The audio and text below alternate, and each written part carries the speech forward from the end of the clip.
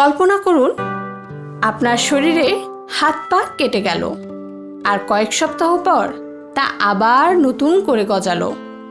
শুনে কোনো ফিকশন সিনেমার দৃশ্য মনে হচ্ছে, কিন্তু প্রকৃতিতে এমনই এক বিষয় আছে, নাম তার এক্সোলটল। মেক্সিকোর লেক জোচিমিলকোতে এই প্রাণী থাকে। প্রকৃতি তাকে দিয়েছে এমন এক বৈশিষ্ট্য যা তাকে বারবার উপহার দেয় ফিরে পাবার আনন্দ। শুধু হাত পা নয়, সে পুনরায় তৈরি করতে পারে লেজ, স্নায়ুতন্ত্রের অংশ, এমনকি মস্তিষ্কের অংশও।